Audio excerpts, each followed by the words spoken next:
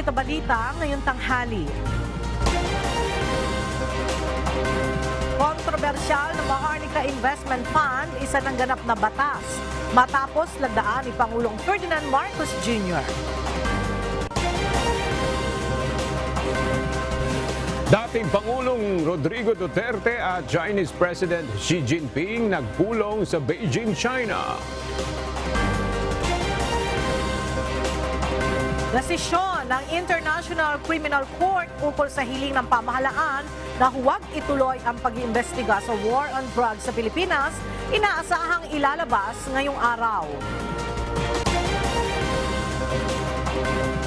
Pilot run ng food stamp program ng Department of Social Welfare and Development ilulunsad ngayong araw. 50 mahihirap na pamilya sa Tondo, Maynila unang magiging benepisyaryo ng programa.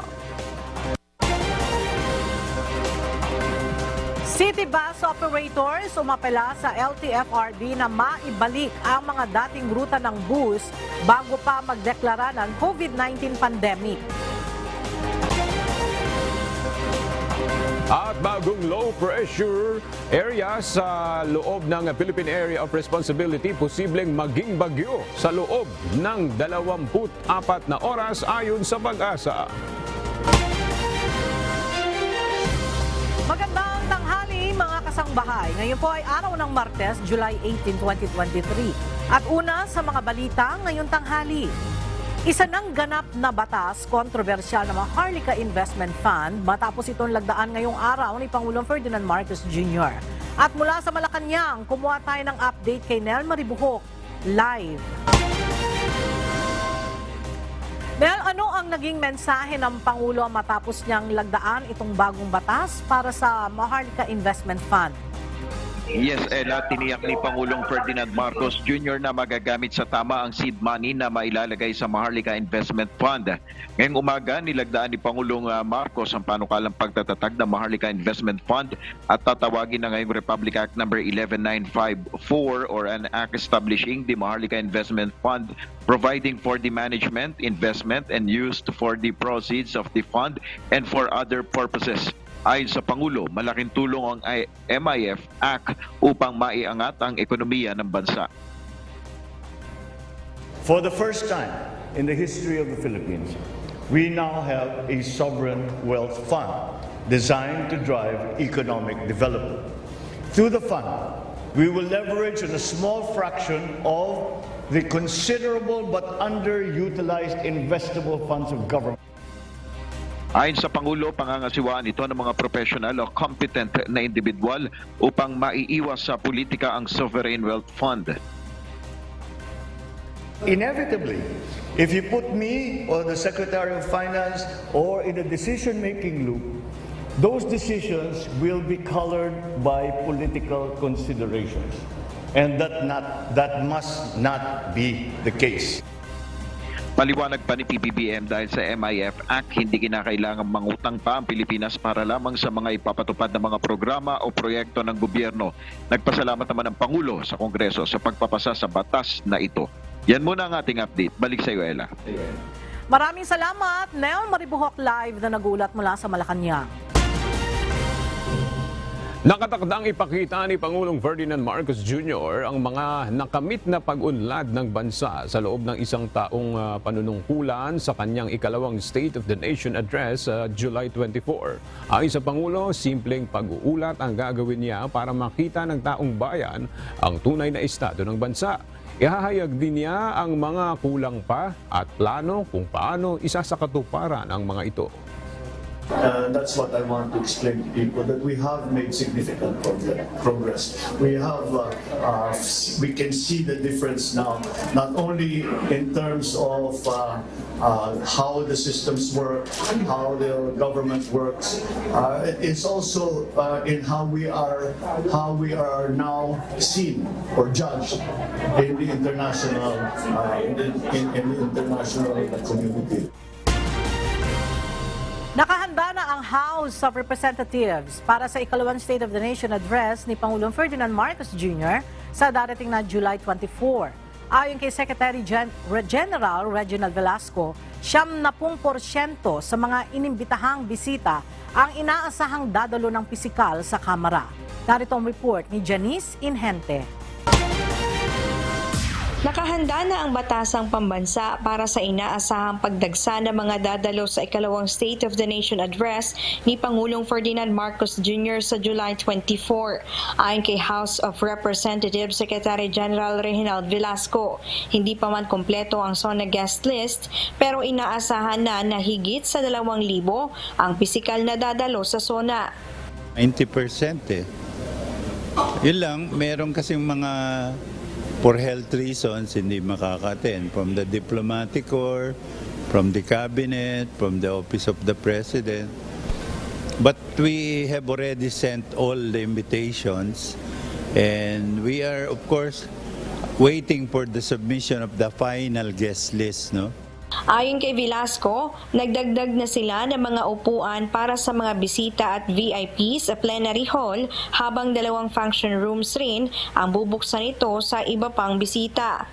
Ilan rin aniya sa mga nagkumpirma na sa kanilang ipinadalang imbitasyon sa SONA, sina Vice President Sara Duterte, former President at House Deputy Speaker Congresswoman Gloria Macapagal Arroyo, gayon din si former President Erap Estrada. Samantala kahapon isang walkthrough ang isinagawa ng Kamara kasama ang media para ipakita ang magiging senaryo ng pagdating ni Pangulong Marcos sa Batasan Complex hanggang sa paglalahad nito ng ulat sa bayan. Ayon kay Velasco, all set na sila sa physical setup sa Kamara, gayon din ang executive room kung saan mananatili ang Pangulo habang hindi pa nagsisimula ang programa, maging ang mga exclusive rooms na gagamitin para sa first family. Sa preparation, almost 95% na eh. Ang hinihintay na lang namin talaga yung final guest list ng mga offices, no? Office of the President, Senate, at saka other organizations, no? All the preparations have been done, physical arrangements, security. We are confident that by Friday, no, everything will be all set. Sa darating na Huwebes, July 20, magpapatupad na ng lockdown ng Kamara bilang bahagi pa rin ng paghahanda sa SONA ng Pangulo at upang bigyan daan ang technical rehearsals para matiyak na magiging maayos ang takbo ng ikalawang SONA ni PBBM. Janice Inhente, UNTV, News and Rescue. Diyos ang aming sandigan, serbisyo publiko ang aming pinahahalagahan. Inianunsyo ng House of Representatives na ang Radyo Television Malacanang o RTVM na ang mamamahala sa buong production ng ikalawang State of the Nation Address ni Pangulong Ferdinand Marcos Jr. sa July 24. Ayon kay House Secretary General Reginald Velasco, ito ang napag-usapan nila kasama ng kinatawan ng Office of the President sa final interagency meeting na isinagawa kahapon. Una nang sinabi ni Velasco na si Presidential Advisor on Creative Communication Paul Soriano ang magiging direktor sa second SONA ni PBBM, ngunit binawi rin ito kamakailan. Hindi na idinitali pa ni Velasco ang dahil kung bakit hindi na si Paul Soriano ang magiging direktor sa SONA. The RTBM will take care of it. In other words, yung mga veterano nila, sabi nila kayang-kaya nila yan. Because these people, yung RTBM staff, all the events, no, where the President is a main guest or keynote speaker, silang nagko-cover, so they know what to do. Hiniling ng isang maritime law expert na bigyang prioridad ng Pangulo ang mga plano at hakbang ng bansa sa West Philippine Sea ngayong nalalapit na ang State of the Nation Address o SONA sa July 24. Isa na rito ang pagpasa ng batas upang maisama na sa maritime zones ng bansa ang mga lugar sa West Philippine Sea. Narito ang report ni Bernadette Tinoy. Isang linggo bago ang State of the Nation Address o SONA, hiniling ng isang eksperto kay Pangulong Ferdinand Marcos Jr. na banggitin ang mga susunod na hakbang ng bansa sa usapin ng West Philippine Sea. Ayon kay Professor J. Batumbakal ng UP Institute of Maritime Affairs and the Law of the Sea, mahalagang mabigyan ng prioridad ang House Bill 7819 o Philippine Maritime Zones Act. Mapapalakas niya nito ang implementasyon ng pagdedeklara ng bansa ng mga katubigang sakop ng maritime zones nito, kabilang ng internal waters, territorial sea, at ang exclusive economic zone o EEZ. Makikita ng malinaw kung nasa na yung extent bale ng ating territory and jurisdiction, lalo na under UNCLOS. So pag ginawa natin yon, ibig sabihin talagang ini-implementa natin yung award. Dagdag pa ni Professor Batumbakal, kailangang ipakita ng Pangulo na may paninindigan ng bansa sa karapatan nito sa yamang dagat. Iginiit pa ng maritime law expert na ang pananatili ng monster ship o ang pinakamalaking barko ng China Coast Guard sa Ayungin Shoal ay indikasyon na hindi pinahahalagahan ng China ang karapatan ng Pilipinas. Tingin ko ginawa din nila yan para ma-intimidate tayo dahil ang nadinig ko dineploy nila malapit sa Ayungin Shoal, no, kung nasan yung BRP Sierra Madre. Bukod din umano sa naturang monster ship, ay namataan din sa Ayungin Shoal ang nasa 30 Chinese militia vessel base sa tweet ng former US Air Force official at former defense attaché na si Ray Powell. Ito ay isang concern syempre, no? Pero sana wag naman sana magkaroon ng kahit anong insidente dun sa lugar. Sa kasalukuyan ay hindi pa nagbibigay ng opisyal na pahayag ang Department of National Defense o DND, National Security Council at ang Embahada ng China sa bagay na ito. Bernadette Tinoy, UNTV News and Rescue. Diyos ang aming sandigan, serbisyo publiko ang aming pinahahalagahan. Personal na nakipagpulong si dating Pangulong Rodrigo Duterte kay Chinese President Xi Jinping. Ayon sa Chinese Foreign Ministry, pinayuhan ni President Xi si former President Duterte na patuloy na isulong ang magandang samahan ng dalawang bansa. Naganap ang pulong sa Jiayutay State Guest House sa Beijing nitong Lunes.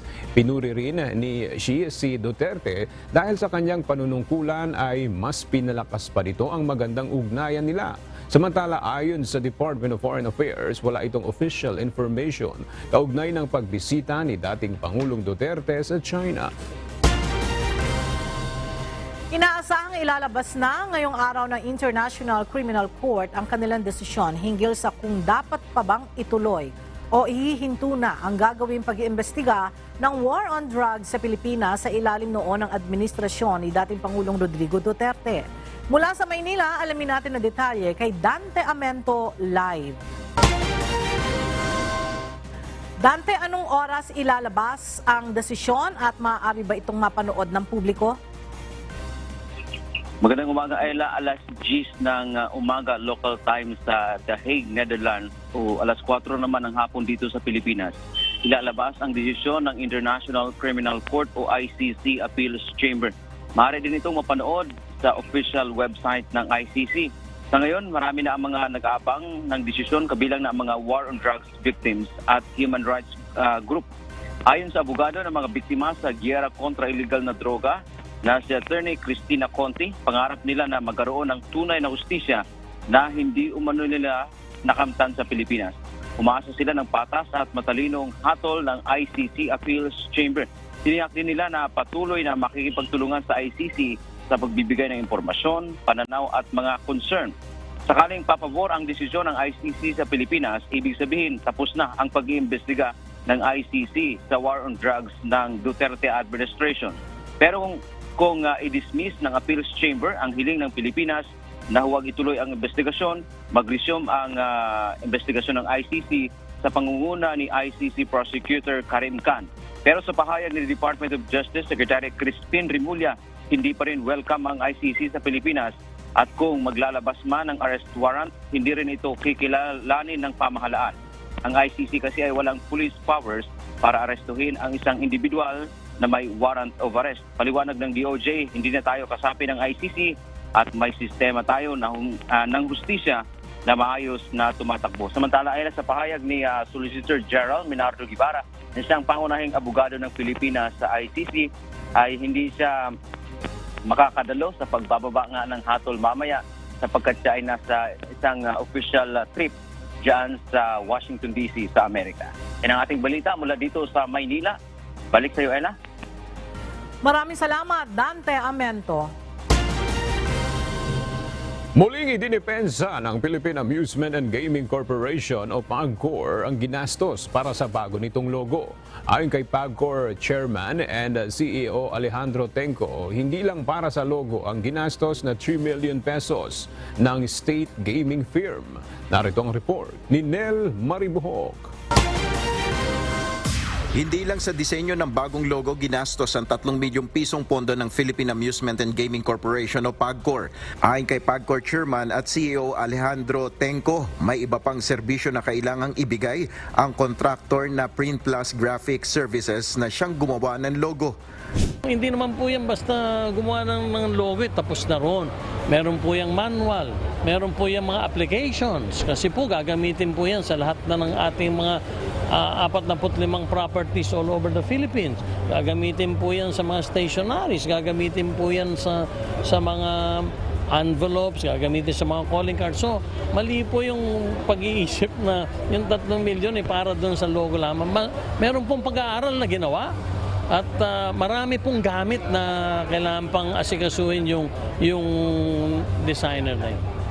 Hindi rin anya siya apektado ng mga kritisismo at dapat na lamang irespeto ang naging desisyon na ito ng management ng PAGCOR. Well, I'll be honest with you, I'm not affected at all. I think we made a good decision and yung decision po na yun ay paninindigan natin. That's a management prerogative po. Kaya palagay ko naman meron pong management prerogative kami at yun naman po pinakikiusap po lang, nagalangin naman. Isang resolusyon ang inihain sa Kamara na layong imbestigahan ang posibleng irregularidad sa procurement ng PAGCOR sa kanilang bagong logo. Pinatitingnan ng House Makabayan Black sa Committee on Good Government and Public Accountability kung sumunod ba sa pamantayan ang proseso ng procurement na ito ng state gaming firm.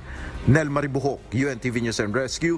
Diyos ang aming sandigan, serbisyo publiko ang aming pinahalagahan. Nasa ilalim na ng restrictive custody sa Manila Police District ang 5 pulis Maynila na inakusahan ng robbery extortion. Ito ay matapos silang sumuko kahapon kay Presidential Anti-Organized Crime Commission o PAOCC-USEC Gilbert Cruz. Mula sa Camp Crame, may report si Lea Ilagan live. Lea, ngayong naka-restrictive custody na itong 5 pulis na sinasabing sangkot sa robbery extortion. Ano na ang susunod na mangyayari sa kanila? Magandang tanghali sa Ella, magtutuloy-tuloy ang investigasyon ng PNP sa 5 pulis na ito para tingnan kung mayroon ngang basihan ang isinampang administrative at criminal complaint laban sa mga ito. May kaugnayan nga ito, Ella, doon sa reklamong robbery extortion matapos na umano'y pasukin ang isang computer shop sa Sampaloc, Manila at tangayin ang nasa 40,000 piso na kita ng establishmento. At ang panghihingi pa umano ng mga ito ng 4,000 protection money linggo-linggo. Kahapon unang sumuko, Ella, ang 3 sa mga ito kay Presidential Anti-Organized Crime Commission Undersecretary Gilbert Cruz, habang sumunod naman ang 2 pa sa mga ito. Agad namang itinurn over ni Yusek Cruz kay PNP Chief Police General Benjamin Acorda Jr. ang 5 pulis bago ito dinala sa Manila Police District. Base, Ella, sa kanilang salaysay, mayroong report sa kanila na nag-ooperate ng online casino ang naturang computer shop kaya pinuntahan nila ito. Walaan nilang katotohanan na kinuha nila ang pera sa computer shop at ang sinasabing panghihingi nila ng protection money linggo-linggo. Kusaan nila silang sumuko upang linawin ang issue. Ella, matatanda ang idiniklara ng PNP na awol na ang 5 matapos na baliwalain ang naunang return to work order na ipinadala sa mga ito ng Philippine National Police. Balik sa iyo, Ella. Lea, itong 5 sumukong pulis, inamin ba nila ang inaakusa sa kanila at ano-ano ang mga ranggo nitong 5 pulis na to? Ella, ang ranggo ng mga yan ay patrolman at police staff sergeant. At base nga doon sa kanilang salaysay na nabasa ko nga ay itinatanggi nila yung akusasyon na kinuha nila yung 40,000 piso na kita ng establishmento at yung hinihingi nila na protection money na 4,000 linggo-linggo dito nga sa computer shop na ito dyan sa Sampaloc, Manila. Pero inamin naman nila na talagang pinuntahan nila ang mga ito. Nung pumunta daw sila, may bumati kaagad sa kanila na sir, na nangangahulugan na kilala sila na pulis. Kaya nung pagpasok nila doon mismo sa establishmento, yung computer shop, ay wala na silang naabutan na naglalaro ng casino at sa halip ay mga nag-Facebook na lamang. Pinapabuksan daw nila yung mga computer o kahit isa doon sa computer sa loob. Subalit tumanggi daw itong may-ari nitong computer shop at hinahanapan sila ng search warrant. Ella. Alright, maraming salamat. Leia Ilagan live na nagulat mula sa Camp Crame. Maidi-deliver na sa Land Transportation Office o LTO ang inisyal na 5,000 supply ng plastic cards na kailangan para sa driver's license. Ayon sa LTO, inaasahan rin na maire-release ang mga bagong plastic license cards kasabay ng ikalawang State of the Nation address ni Pangulong Ferdinand Marcos Jr. kung saan prioridad na ma-issuehan ang mga overseas Filipino worker at mga bagong aplikante. Narito ang ulat ni JP Nunez. Inaasahan na matatanggap na ng Land Transportation Office anumang araw ang delivery ng inisyal na supply ng plastic cards para sa driver's license. Ayon kay LTO Officer in Charge Assistant Secretary Hector Villacorta, posibleng maibigay na ng Plastic Banner Incorporated ang paunang 5,000 piraso ng plastic cards na siyang magsisilbing proof of delivery ng nanalong bidder. Plano ng LTO na gamitin ang mga ito sa pag-i-issue ng mga bagong driver's license. Actually, ang nauuna is OFWs and student drivers permits that mature into non-pro or professional licenses. Ayon sa LTO, kapag na-deliver na ang inisyal na 5,000 plastic cards, maaaring sunod na rin na maibigay ang nasa 5.2 million plastic cards na napagkasunduan. Bilang nanalong bidder, 1,000,000 cards ang dapat na ma-deliver sa loob ng 60 araw. The paper will soon be out of date because the production of license cards will start with 15 to 30,000 plastic cards a day within 10 days.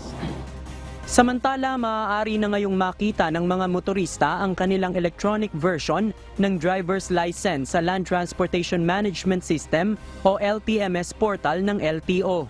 Kinakailangan lamang na i-log-in ang account sa LTMS para makita ang icon ng digital ID at QR code na gagamitin para sa verification. Bagaman accessible na ang e-license, ayon sa LTO, hindi pa ito kikilalanin na valid kapag nahuli ng traffic law enforcer. Ayon sa ahensya, sa susunod na linggo pa ito pwedeng gamitin bilang supplementary license kapag umiiral na ang implementing rules and regulations na susundin sa pagpapatupad nito. That will be a supplementary and equivalent to the plastic card. Pwede rin ipakita yung e-license. So we will have a memo to all enforcers that should be accepted. JP Nunez, UNTV, News and Rescue. Diyos ang aming sandigan, serbisyo publiko ang aming pinahahalagahan. Umaapela sa pamahalaan ang mga operator ng city buses na payagan sanang maibalik ang mga dating ruta sa Metro Manila bago pa ideklara ang COVID-19 pandemic.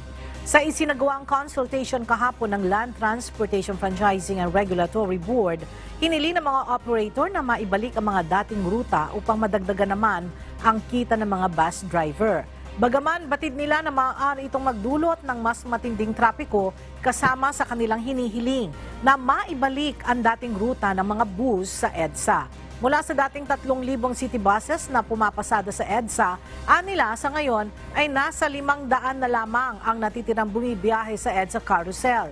Ayon naman sa LTFRB, hindi nila isinasara ang posibilidad na ibalik ang biyahe ng mga bus sa EDSA.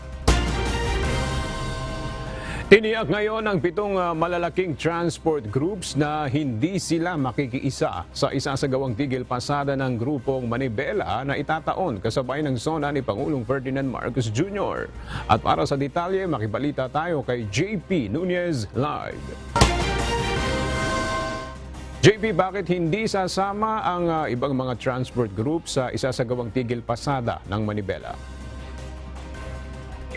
Aga, ayon sa mga transport group, hindi sila sasama sa tigil pasada dahil nga napapakinggan naman nila sila ng gobyerno sa kanilang mga hinaing pagdating sa hanay ng pampublikong transportasyon. Hindi rin dapat nila magtigil pasada dahil ang kawawaan nila dito ay mga driver na walang kikitain kapag hindi naghanap buhay. Ngayong araw, nagsagawa ng press conference ang mga transport group na miyembro ng Magnificent Seven. Ayon sa mga ito, hindi sila sasama nga sa tigil pasada. Kahapon, kinausap daw sila ni Transportation Secretary Jaime Bautista at sinabing inaayos na ang Omnibus Franchising Guidelines na bahagi ng PUV Modernization Program. Tiniyak din ni Secretary Bautista na wala umanong jeepney phase-out. Sasailalim lang nila sa Motor Vehicle Inspection Center ang mga tradisyonal na jeep upang malaman kung roadworthy pa ito para patuloy na makabiyahe. Samantala, sa ambush interview natin kanina kay LTFRB Chairman Guadis, kumpiyansa ito na mabibigo ang tigil pasada sa susunod na linggo. Ito'y dahil malalaking public transport yung nakasuporta sa modernisasyon at nagpahayag nga na hindi sasama sa tigil pasada. Pero muli itong nanawagan sa grupong Manibela na kung maaari ay wag nang ituloy ang tigil pasada at sinabing nakabukas naman ang kanilang ahensya para sa pakikipag-usap. Yan muna ang ating latest live mula dito sa Quezon City. Balik sa iyo, Aga. Okay, maraming salamat, JP Nunez. Ilulunsad na ngayong araw ng Department of Social Welfare and Development ang pilot run ng Food Stamp Program na layong tugunan ang problema ng kagutuman sa bansa. Ayon kay DSWD Secretary Rex Gatchalian, nasa 50 mga mahihirap na pamilya ang unang magiging benepisyaryo ng programa. Mula sa Tondo, Maynila, alamin natin ang detalye kay Bernadette Tinoy, live. Bernadette, sa ilalim nitong Food Stamp Program, ano ba ang matatanggap ng mga benepisyaryo? Ella, makakatanggap ng 3,000 kada buwan ang mga benepisyaryo ng Food Stamp Program, ngunit nilinaw ng DSWD na ang naturang halaga ay hindi cash, ngunit sa pamamagitan ng Electronic Benefit Transfer Card. Ngayong araw, sisimula ng Department of Social Welfare and Development o DSWD ang pilot run ng Food Stamp Program sa Tondo, Maynila. Ayon kay DSWD Secretary Rex Gatchalian, nasa 50 pamilyang Pilipino ang makikinabang matapos ang profiling at pagpili sa kanila ng ahensya. Ilan sa kwalifikasyon ng programa ang mga may hirap na pamilya na kumikita ng 8,000 pababa kada buwan, kabilang din ang mga lactating women at mga buntis. Susuriin naman ng DSWD ang mga benepisyaryo sa loob ng 6 na buwan, sasailalim sa development trainings at capacity buildings, bago ito palalawakin sa 300,000 pamilya sa susunod na taon hanggang sa abutin na ang bilang nito sa 1,000,000 pamilya. Mismong si Pangulong Ferdinand Marcos Jr. ang mangunguna sa implementasyon ng naturang programa na may layong tugunan ang kagutuman sa bansa. Nilinaw din ng kagawaran na ang pondo ng Food Stamp Program ay nagmula sa Asian Development Bank at World Food Program sa pamamagitan ng $3 million o higit kumulang 163 million pesos. At yan na muna ang latest mula dito sa Tondo, Maynila. Balik sa iyo, Ella. Maraming salamat, Bernadette Tinoy. Pinag-iingat ngayon ng Department of Agriculture ang publiko kaugnay sa mga expired na karne. Kamakailan lamang ay nakumpiska ng mga otoridad ang milyong-milyong halaga ng mga inangkat na expired meat. Mula sa Caloocan City, may report si Ray Pelayo live. Ray, saang bansa ba nanggaling itong mga smuggled meat at may mga tips ba na ibinigay ang DA para matukoy ng mga mamimili kung expired na yung karne? Aga, ito yung mga German pork at Indian buffalo ang mga nasabat na mga produkto. Ayon sa Department of Agriculture, ipinagbabawal ang pag-aangkat ng karne ng baboy lalo na sa Germany. Noong nakaraang linggo ay milyong-milyong halaga ng mga smuggled na produkto ang nakumpiska ng DA Inspectorate and Enforcement Office sa Bulacan. Nadiskubring expired ang mga ito at nire-repack na lamang. Hinikayat ngayon ng DA ang mga restaurant lalo na ang mga karinderya na hingin sa kanilang mga retailer ang sertifikasyon na dumaan sa pagsusuri ng National Meat Inspection Service o NMIS ang kanilang binibiling karne. Sa ganitong paraan ay makatitiyak na ligtas itong kainin. Ayon kay Agriculture Spokesperson Assistant Secretary Cristina Evangelista, dapat ay kilatisin ng mga consumer ang bibilihing karne. Hindi anya dapat na maputla at hindi rin to slimy o madulas. Amuyin din ang mga ito kung hindi pa mabaho. Ayon kay Astig Evangelista, nagkalat din ngayon ang online selling ng mga frozen meat.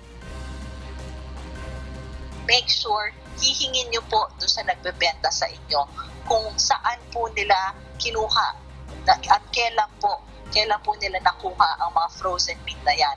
Kahit ito po ay repack, dapat po nakalagay doon sa packaging kailan ito na repack dahil ito po ay batayan ng expiration date.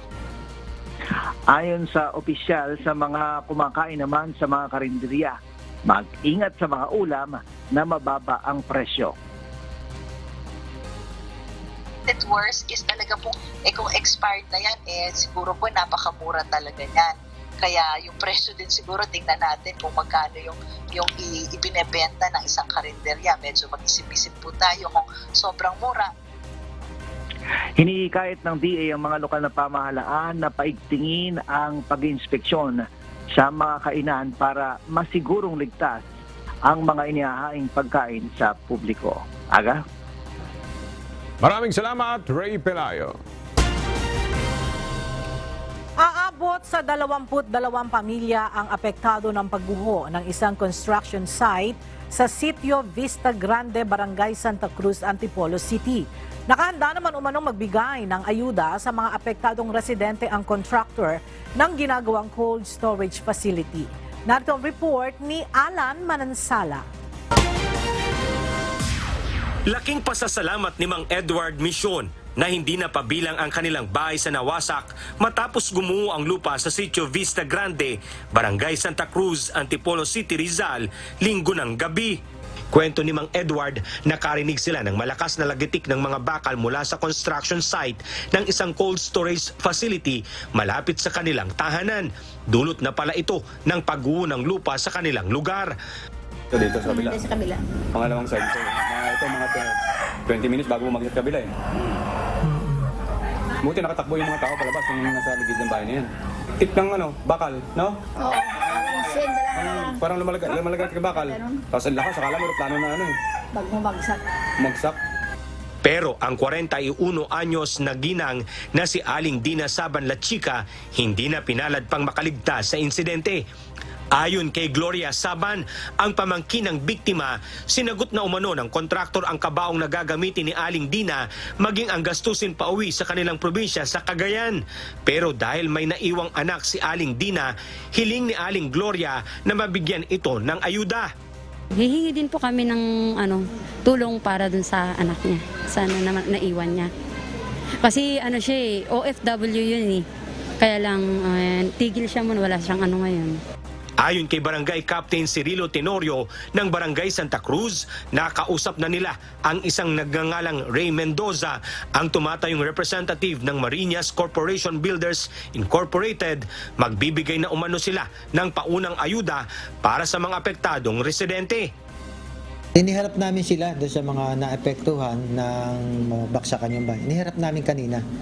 At ang sabi, sinagot naman nila kung ano mga kailangan nila ay bibigay naman nila. Pero nangako sila bukas, bibigyan sila ng unang tulong hanggat sila naandito. Sa tala ng Barangay Local Government Unit ng Santa Cruz, umabot na sa 78 individual o nasa 22 pamilya ang apektado sa naturang insidente.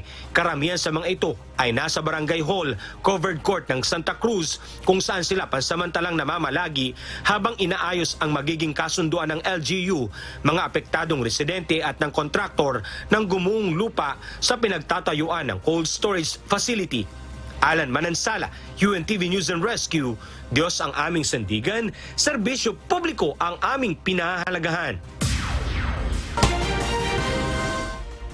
Nakahanda ang mga residente ng Sitio Vista Grande sa Barangay Santa Cruz, Antipolo City na magsampa ng demanda laban sa contractor ng itinatayong cold storage facility sa lugar matapos ang nangyaring landslide noong isang gabi sa kasagsagan ng malakas na pag-ulan. Inirereklamo ng mga ito ang umano'y kapabayaan ng contractor na tugunan ang kanilang mga hinihingi matapos silang mawalan ng tirahan dahil sa pangyayari. Mula sa Antipolo, Rizal, nagbabalik si Alan Manansala live. Alan, ano bang suporta yung hinihingi nitong mga residente mula doon sa contractor? Maliban dun sa pang-araw-araw nilang pangangailangan, yung malilipatan at pagpapatayo ng kanilang matitirhan ngayong nawalan sila ng mga bahay matapos itong nangyaring insidente.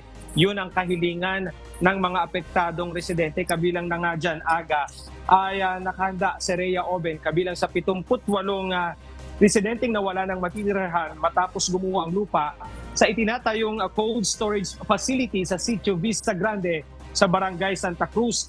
Aniya, kung hindi tutugunan ng Marinas Corporation Builders Incorporated na mabigyan sila ng malilipatan at matitirhang bahay, mapipilitan na silang magsampa ng demanda. Narito, pakinggan natin, Aga, ang naging pahayag ni Ginang Rhea Oben. Siguro po doon na kami gagawa ng action. Yung parang magrereklamo na ba na matulungan talaga kami. Kasi nangako naman siya kahapon na may malilipatan daw kami. Aga, kwento ng ilang mga residente, matagal na rin nilang inirereklamo sa kontraktor ang umano'y bitak na remaining wall o retaining wall o bakod na bumagsak sa maraming kabahayan sa lugar. May mga pagtagas rin umano na pinaghahalong tubig at putik na nakikita ang mga residente tuwing umuulan, subalit wala umanong naging tugon ang korporasyon. Kanina muling humarap si Ray Mendoza, ang tumatayong representative ng Marinas Corporation Builders Incorporated para mamahagi ng daily cash assistance sa mga apektadong residente. 500 bawat isang apektado ang binibigyan at magpapatuloy ito, Aga, hanggang ang mga displaced families ay mananatili sa evacuation center. Samantala, pinaiimbestigahan na ni Mayor Junjun Inares ng Antipolo City ang nangyaring pagguho ng lupa sa construction site sa isang cold storage facility. Pero nauna nang sinabi ni Ginoong Enrilito Bernardo, ang Public Information Office ng Antipolo City, may fully documented ang Marinas Corporation Builders Incorporated. Subalit, kailangan pa rin umano nilang repasuhin ang bawat nakasaad sa papel para mapatunayang walang ginagawang paglabag ang kontraktor pagdating sa building at construction permits. Aga. Maraming salamat, Alan Manansala. Nasa loob na ng Philippine Area of Responsibility ang panibagong low pressure area. Kaninang alas 3 ng umaga ay namataan ang pag-asa ang sama ng panahon sa layong 810 kilometers sa east-northeast ng Mindanao. Ayon sa pag-asa, may posibilidad na maging bagyo ito at papangalanang Egay. Sa weekend ay inaasahang lalapit pa ito sa bansa at posibleng maglandfall o tumama ang sentro ng Luzon.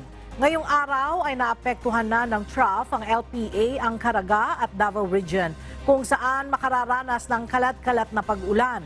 Ang habagat naman ay magpapaulan din sa Zambales at Bataan. Ang Metro Manila at nalalabing bahagi ng bansa ay makararanas naman ng papulupulong pag-ulan, pagkulog at pagkidlat.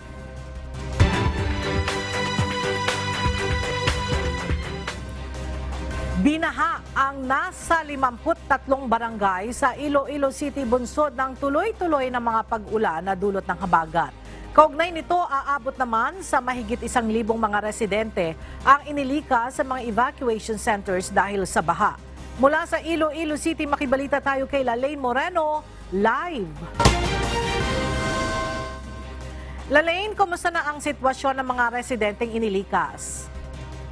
Ella, dahil maaliwalas na ang panahon ngayon dito sa Iloilo City, ay nagsibalikan na ang mga evacuee sa kanilang tahanan. 53 sa 180 barangay sa Iloilo City ang pinaha dahil sa patuloy na pag-ulan dulot ng southwest monsoon. Ayon sa report ng Iloilo City Disaster Risk Reduction and Management Office, umabot sa mahigit 1,000 residente o 200 pamilya ang inilikas sa mga evacuation center dahil sa pagtaas ng level ng tubig sa mga mabababang lugar. Ilan din sa mga bahay ay pinasok ng tubig baha. 30 bahay naman sa lungsod ang nasira, 23 ang partially damaged at 7 naman ang totally damaged. 2 rin ang napaulat na sugatan. Sinuspende rin kahapon ng lokal na pamahalaan ang pasok sa lahat ng level ng klase sa lungsod. Ganun din ang flag ceremony ng mga empleyado ng Iloilo City Hall.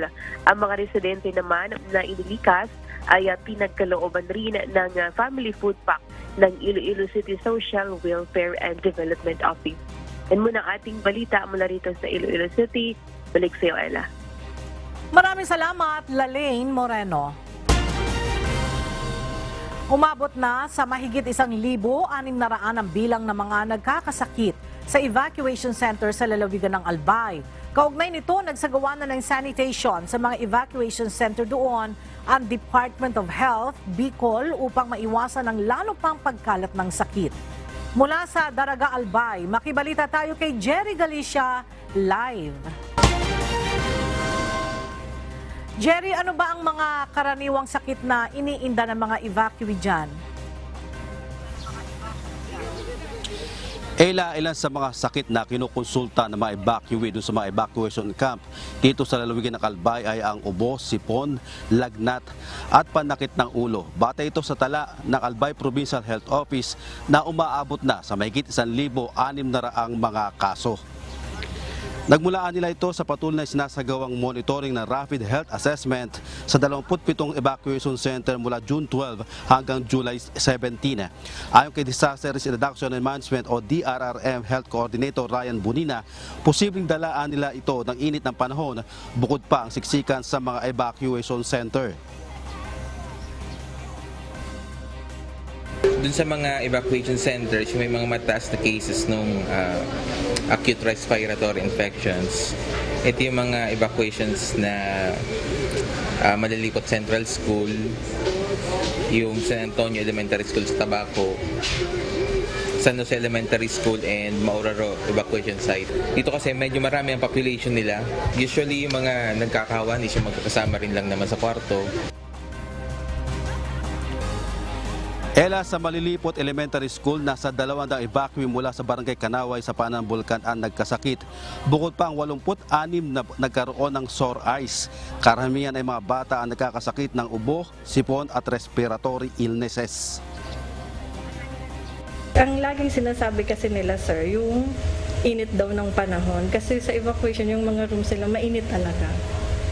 Oo. Tapos pag nag-start na yung isa, magkasipon, hawa-hawa sila. Nahawaan na yung ka-family nila. Meron naman kaming gamot, sir, dito. Meron kaming lagundi. So, pag nag-start na talaga sila magkasipon, nagpapa-check up naman dito agad-agad. Tapos, namamanage naman po. Nabibigyan naman ng gamot.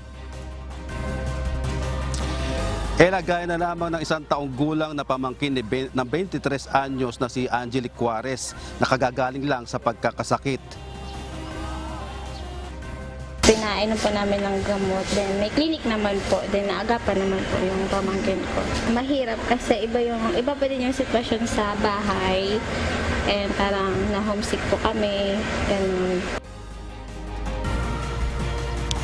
Nag-iikot at nagsasagawa naman ng sanitation at disinfection drive ang Albay Provincial Health Office sa mga evacuation center upang mapanatili ang kalinisan at maiwasan ng mabibigat na karamdaman. Pala naman ang kagawaran ng kalusugan na magsuot agad ng face mask kung may mararamdaman ng sakit at magpakonsulta agad sa mga personnel ng health facility na nasa evacuation center. Samantala, nakapagtala naman ng 267 volcanic earthquakes, 150 rockfall events, 3 pyroclastic density events o uson. Repetitive false tremor ang nai-record din simula ng alas 11 ng gabi, July 16. 2,212 toneladang sulfur dioxide ang binuga ng bulkan at may katamtaman namang plume o pagsingaw na pinadpad sa Hilagang Silangan at silangan ng Hilagang Silangan ng Mayon. Batayan mula sa 5 a.m. kahapon hanggang 5 a.m. kaniyong araw mula sa Mayon Volcano Observatory. Yan ang balita mula sa Albay. Balik sa iyo, Ella. Maraming salamat, Jerry Galicia. Isinasagawa ngayon sa Subic, Zambales ang 23rd Lumbas 2023 exercise sa pagitan ng Australian Navy at Philippine Navy. Layon ito na mapalakas pa ang military relationship ng dalawang bansa. Mula sa Subic, Zambales, makibalita tayo kay Nestor Torres live. Nestor, ano ang update ngayon dyan sa isinasagawang Lumbas 2023 exercises? Ella, magandang tanghali. Sinimulan na nga ngayong araw ang opening ceremony ng Lumbas Exercise 2023 dito sa Naval Operating Base dito sa Subic, Zambales. Mamaya ay nakatakdang magsagawa ng Subject Matter Expert Exchange o SMS ang Philippine Navy at Royal Australian Navy. Hindi bababa sa 60 participants ang lalahok sa nasabing pagsasanay mula sa dalawang bansa. Gagamitin ng Philippine Navy ang BRP Conrado Yap PS-39 na barko habang ang Royal Australian Navy naman ay ang FFH 150 HMAS Anzac na barko. Ayon kay James Yeoman, Australian Acting Deputy Ambassador to the Philippines, malaking tulong ang partnership ng dalawang bansa dahil sa pamagitan ng Lumbas exercise, maibabahagi ng bawat isa ang kanilang kaalaman, experience at kakayahan pagdating sa Navy. Just another example of how Australia and the Philippines work together in the maritime space, how we work together in support of international law, and how we work together as strategic partners and good friends. Are sharing constantly. They're sharing experiences, they're sharing knowledge, and they're building each other's capability. And that's one of the most important things about our partnership, to work together and to share and learn together. Ayon naman kay Commander Francisco G. Tagamulila Jr., officer conducting exercise ng Philippine Navy, malaking tulong ito para mapalakas ang interoperability ng Australia at Pilipinas. Magagamit anya rin ng bansa ang natutunan nila sa Australian Navy sakaling may threat sa bansa. We have been working together with them for a very long time. It is also the Philippines' way of conducting what we call military diplomacy. Using the Philippine Navy as a diplomatic tool and reaching out to our allied nations. Yes, we have a couple of ships right now that have anti-submarine capabilities, and we have newer ships coming in the future that also have anti-submarine capabilities. So it's very important for us to train our personnel on how to maximize the potential and how to use our anti-submarine detecting capability.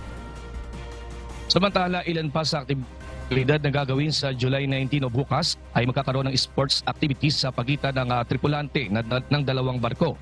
Kabilang dito ang basketball, volleyball at touch puti rugby. At yan ating latest live mula dito sa Zambales. Balik sa iyo, Ella. Maraming salamat, Nestor Torres.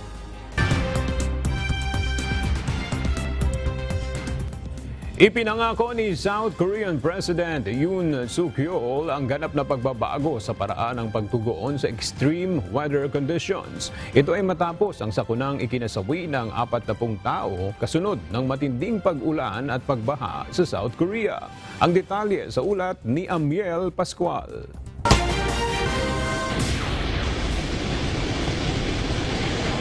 Magpapatupad ng complete overhaul sa epekto ng climate change ang pamahalaan ng South Korea ayon kay President Yoon Suk-yeol. Ito ay matapos na masawi ang 41 tao sa South Korea dahil sa matinding pagbaha at pagguho ng lupa kasunod ng monsoon rains. Patuloy naman sa paghanap sa isa pang nawawala ang rescue workers sa isang binahang underpass sa Central Cheongju. Mahigit na sa 48 oras ang lumipas mula nang matrapang ilang sasakyan sa tunnel na nalubog sa flash floods. Sa kasalukuyan nasa peak ng summer monsoon season ng South Korea. Nagdulot ng malawakang pagbaha at landslides ang ilang araw na malalakas na buhos ng ulan. Batay naman sa forecast, magpapatuloy ang malalakas na pag-ulan sa mga susunod na araw. Ayon kay President Yoon Suk Yeol, kinakailangan ang ekstraordinaryong determinasyon upang ma-improve ang paghahanda at pagtugon sa kalamidad ng South Korea. Amiel Pascual, UNTV News and Rescue. Diyos ang aming sandigan, serbisyo publiko ang aming pinahalagahan. Ipinaalam na ng Russia sa United Nations, Turkey at Ukraine na hindi na nito i-renew ang isang mahalagang grain deal. Pinahihintulutan ng kasunduan ng Ukraine sa pagluluwas ng grain o butil sa pamamagitan ng Black Sea. Giit ng Moscow, muli itong sasali sa kasunduan kung maaabot ang conditions na hinihingi nito.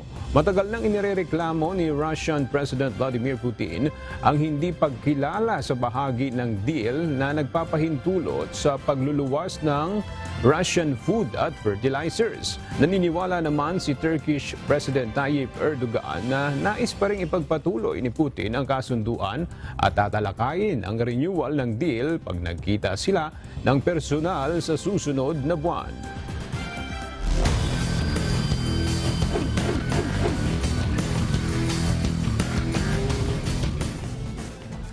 Muli na namang nagbigay ng karangalan sa bansa ang Pinoy pole vaulter na si EJ Obiena matapos makasungkit ng gintong medalya at magtala ng panibagong record sa 2023 Asian Athletics Games.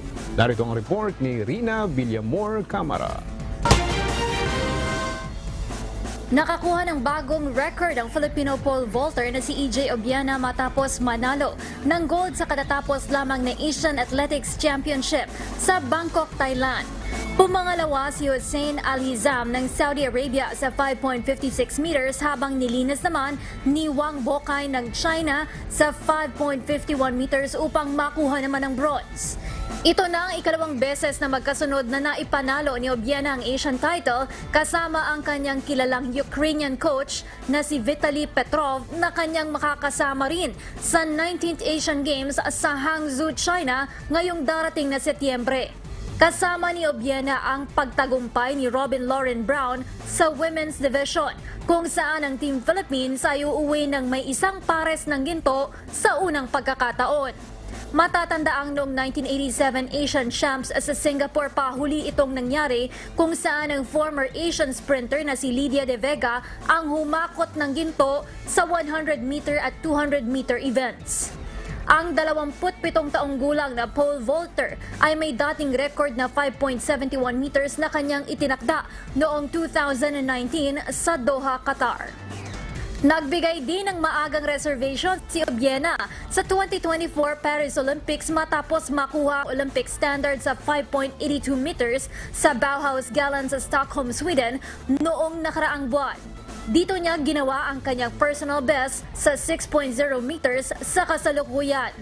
Dati nang naging unang Filipino qualifier sa Tokyo Summer Olympics si Obiena. Kasalukuyang hawak din niya ang titulong World's Third Best Active Men Pole Vaulter ayon sa World Athletics. Siya din ang unang Pilipino na nabigyan ng scholarship mula sa International Athletic Association Federation. Rina Villamor Camara, UNTV News and Rescue. Diyos ang aming sandigan, serbisyo publiko ang aming pinahahalagahan. At sa ating pong iiwang mga salita ng Diyos na ating sandigan mula sa Aklat ng Kawikaan, Kapitulo 13, versikulo 5 na nagsasabi, ang matuwid ay nagtatanim sa pagsisinungaling, ngunit ang masama ay kasuklam-suklam at napapahiya.